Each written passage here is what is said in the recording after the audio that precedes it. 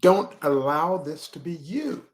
What am I talking about? What I'm talking about is the fact that if you're living paycheck to paycheck, get off that train. That's not the train that you want to be traveling on if you want to move successfully from a financial perspective. And the interesting thing about this is that in the United States of America, this is very pervasive. And this is what I'm talking about today, how to avoid living paycheck to paycheck. I'm your host, Paul Lawrence Van, and for episode 282, I'm talking about ways in which you can better understand why it's important to get off of that living paycheck to paycheck train. So if you're ready, I'm ready. We're going to rock and roll. I'm going to definitely share why this is happening and the type of mindset that should be in place to avoid this. So let's face it, living paycheck to paycheck is a pervasive issue in America, and its effects can be devastating. It, of course, can lead to financial stress, which is a whole other episode. And then there's an inability to save for emergencies. For example, if your car breaks down or you have a medical emergency.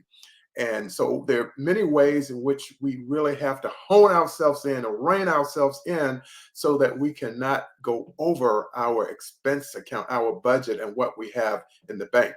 And then, of course, it entails lacking of long-term investment opportunities. So to break free from this cycle, individuals must adopt a multi-step approach that includes budgeting, cutting unnecessary expenses. Now, that's a big one because a lot of times so many things are marketed to you and to me that it's that shining object syndrome where I want this and I want that. I wonder if this can help me. I wonder if that can help me. That's a recipe for financial disaster. So we don't want to be a part of that. Also, we want to look at the fact that we need to increase our savings and focus on investment strategies, of which I'll get to a little bit later. So, I'm going to provide you with a comprehensive breakdown of how people can stop living paycheck to paycheck. And I'm not calling any names, you know who you are. All right. Yes, I have been there before myself when I really didn't have the amount of knowledge that I have today. But first of all, we have to understand our financial picture. It's kind of the big picture. It's that time when we make that assessment of where we are. And that's something we need to do. So we want to track our income and expenses. It's as simple as getting a notepad and a pen or paper. You see here? That's pen and paper. And you just write down all of your expenses. If you are renting or if you own a house, whatever it may be, write it all down so you can see what it looks like. And then you want to use tools like budgeting apps or a simple spreadsheet, piece of paper, just like I just showed you, and all sorts of income where the money is going. We have to have control over the money because once we have control over the money, it means that we're making decisions, good decisions that are going to lead to financial success. Maybe not today, but in the future. And so we want to be able to have some small victories like paying off bills, but we always want to position ourselves where we're thinking in the long term. So we want to save some money, and then ultimately we want to invest some money as well. So here's an example. You want to be able to identify fixed and variable costs. So you have a separate fixed cost for rents, utilities, car payments. Oh yeah, I forgot about car payments. People are sometimes spending thousands of dollars a month for a car payment. That to me is just, it'll make my hair grow back.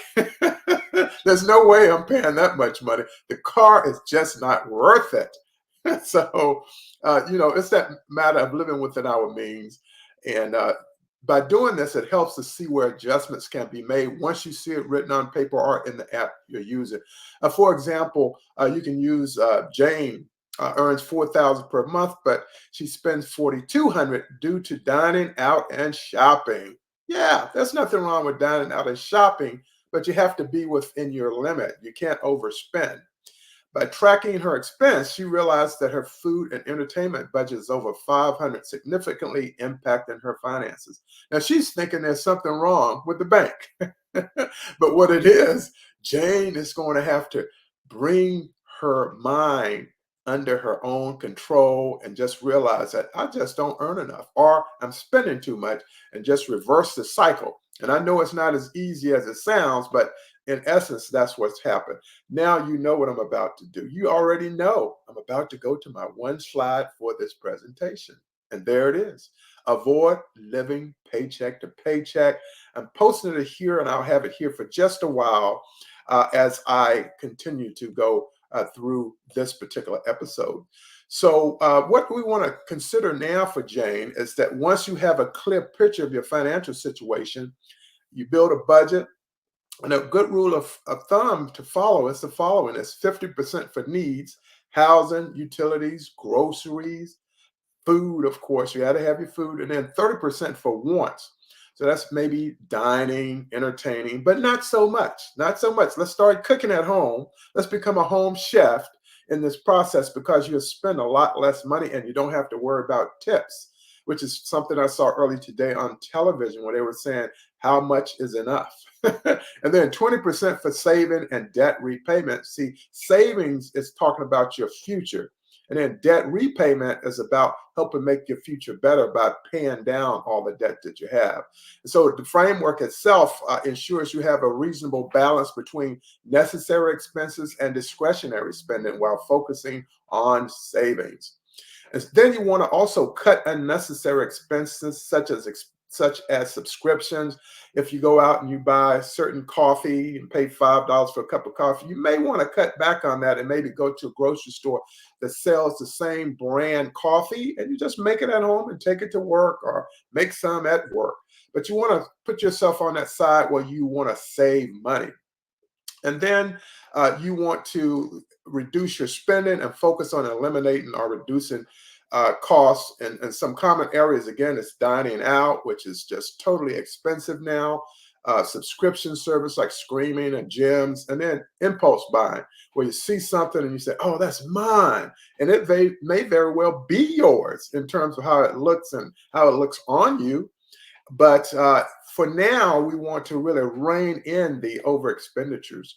And then we want to build an emergency fund. An emergency fund is when you have a emergency, such as a car repair, or you need to have pay for some medical costs due to emergency that may have happened. And then it'll help you save a lot of money. And then you want to look at automatic automating your savings, which means you have a bank account and then you actually have your payments going out each pay period to pay for your mortgage or pay for your utilities or any other expenses that you may have out there, loan, whatever it happens to be. And so the easiest way to save is by automating the process. Set up some automatic transfers from your checking account into your savings or investment. And the same thing goes true for an entrepreneur. You want to automatic so you don't have late payments, which will impact your credit score and your ability to get loans at a lower rate when you project for the future. And so one of the things to look at is you want to tackle debt strategically. And I've mentioned it before on a previous episode where I talk about, and let me move my slide a little bit because I don't want you just to share the slide. You want to see me talking a little bit. And you want to be able to go in and make some of those payments. So you want to look at tackling the debt strategically, that snowball method, which I talked about. So you pay off the smallest debts first to build momentum. And then the avalanche approach, which is an option approach, you focus on paying off the debt with the highest interest rate first to save on interest. For example, I'll use Sam, which was my grandfather's name. He had 10,000 in credit card debt across multiple cards, and by prioritizing his card with a 20% interest rate using the avalanche method, he saved hundreds in interest and paid off his debt faster. And the next thing you want to do is focus on long-term financial goals. So you're projecting again for the future, and that's where we're all headed. We can't go back. Now, once you've established a budget and have started building savings, focus on long-term financial gains. And what you want to do on long-term financial goals, like investing. So the earlier you start investing, the more you can take advantage of compound interest to grow your wealth. In other words, if you start saving for long-term investment at the age of 20 compared to the age of 30, you would have a lot more money 20 years from now. And as a result, the sooner you start, the sooner that you're going to become financially free and financially independent. So you want to start perhaps with a retirement account like a 401k or IRA. If your employer offers matching contributions, contribute enough to take full advantage of the match. And then diversify your investments with a mix of stocks, bonds, and other assets based on your risk tolerance and time horizon. So that's something to consider. And then live below your means. I can't stress this enough. I've done it many a times in my lifetime where I knew I could afford something, but I knew for the long run, I didn't want to do it. So I'm going into my next month, I'll be into my 22nd year of retirement from the United States Air Force. And I invested over the years. And I also will give you an example. If you want to get a whole life insurance policy, that will also be almost like another income, even during your retirement. I can't stress that enough, especially if you're younger. And then to stop the paycheck to paycheck cycle, it's crucial to maintain a lifestyle where your expenses are consistently lower than your income. Because you're not really out here trying to impress anyone. It's not really about that, being like, that old quote, the Joneses. Stand up with the Joneses. The Joneses are paycheck to paycheck. Okay. And so it means not inflating your lifestyle as your income grows, and focus on being frugal and saving the difference between your income and expenses. I think it's very important to do that.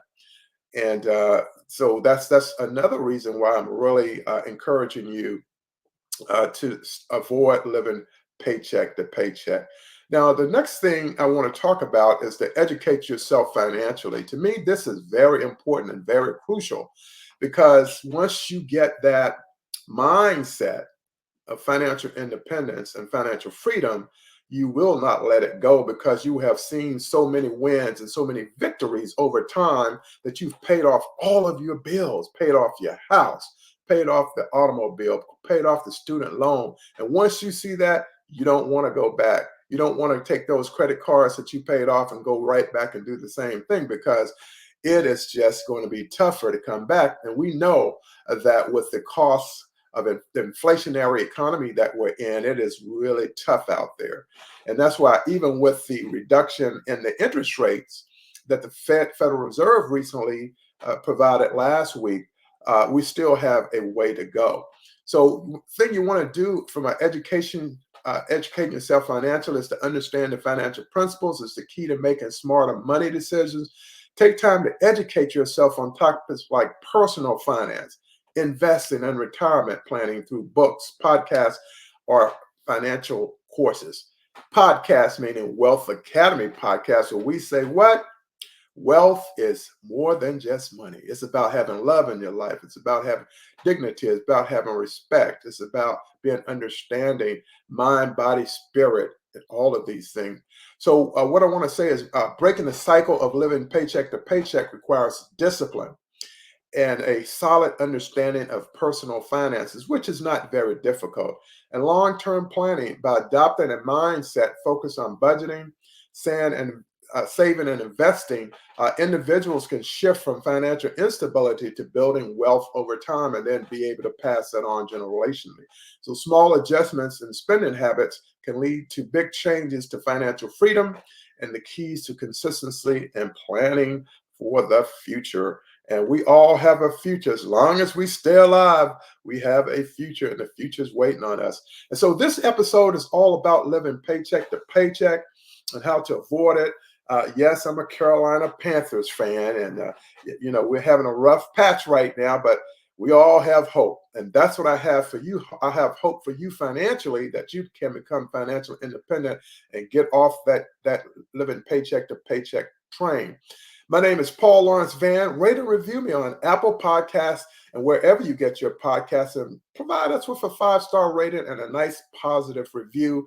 Get out and watch this particular episode. If you're listening on MP3, go to YouTube channel Wealth Academy Podcast, and you'll be able to see this in its entirety. Have a great day. My time is up, and I thank you for yours, and I'll see you on the next episode of Wealth Academy Podcast. This is Paul Lawrence Van saying to you, let's all become financially free. Good day.